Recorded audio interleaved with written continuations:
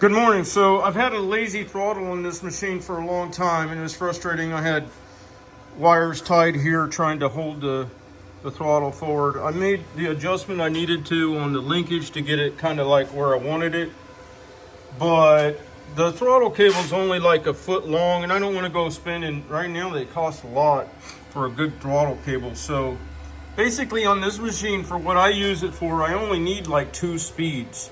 Before we get into how I'm doing that quick fix, I'll put on here that very useful to me is this better leaning pad. I've seen a lot of these stand-ons with none, and then what I did was I just took off of a standard John Deere this here, and then these tabs were off of the braking system off a Hustler, which I better worse. My preference is to not have a braking system on a machine wherein they don't work.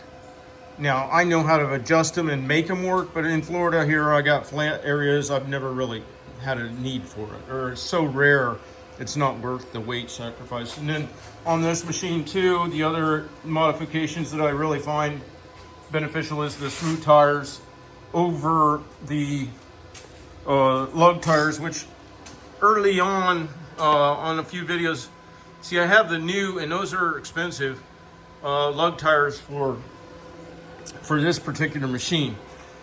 So then after I found out that they were shifting my soil around and making it quicksandy on multiple pass situations, then I wrapped those new tires with some Kevlar banding from a scrap yard, but those weren't reliable. They kept working their way off and, rubbing against the machine here or whatever. And then I ordered up some bare wheels, and then I ordered up these smooth tires, which are a 20-10-10.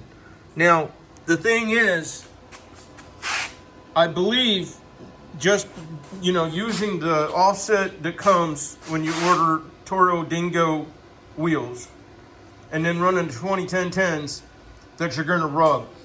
So I had to also put a inch. No, it wasn't even that, was it? It was yeah, it looks like about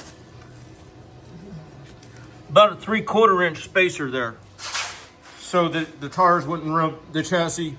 And then, believe it or not, this here machine has a racked fork, and to illustrate how much so, this I got secondhand, is you can see the orientation here versus here, and then if you look at it, you can see the actual bend. So at some point I may have to deal with that. I've been using it like this for a long time.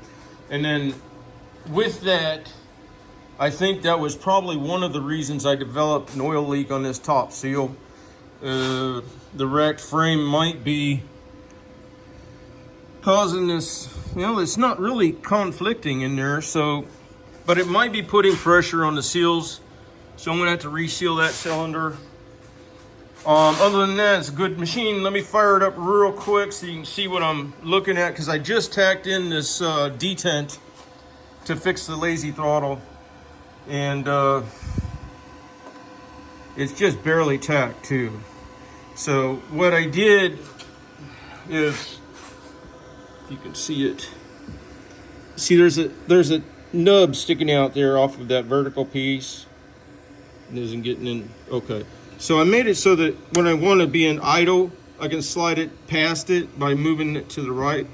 And then when I want to be in working RPMs, I'll be up in there. And it's an older machine. So let me fire it up. You may think or not think that this is the proper operating RPMs.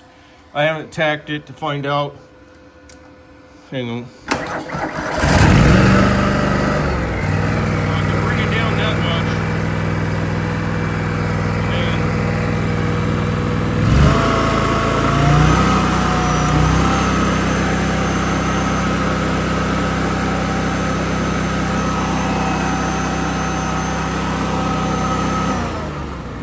What I can do, if I feel in it's too much, is I can take a little bit of metal off right here where my finger is, off the back of that throttle arm, or I'm thinking I'm going to leave it like that. Or I can take a little bit of metal off there.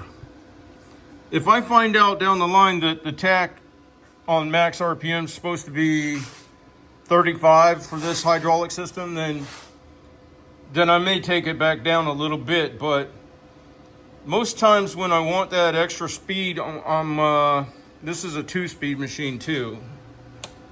And this is all old school. This is perfect. If you want a machine that's just as simple can get, these are going to be the money for you, because they're just so simple. Even the coupling on the hydraulic is like a piece of rubber conveyor belt. It's a rack joint, you know. So anyway, that's where we're at, and that's what I'm going to do. I'm going to go ahead and put another tack on that, and not get too committed with that weld, so that if I ever decide to change my mind, I can. Hopefully this will be helpful information if you guys need a quick fix on a lazy throttle.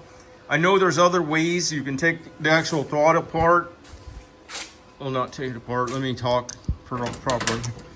Like on this throttle, you could maybe tighten it down, and usually there's plastic that it can just have a little bit more detents or friction and not come wandering back down, because that's what I had problem with. Is I'm running it, I give it more juice, and then it would wander back down. All right, you have a good day.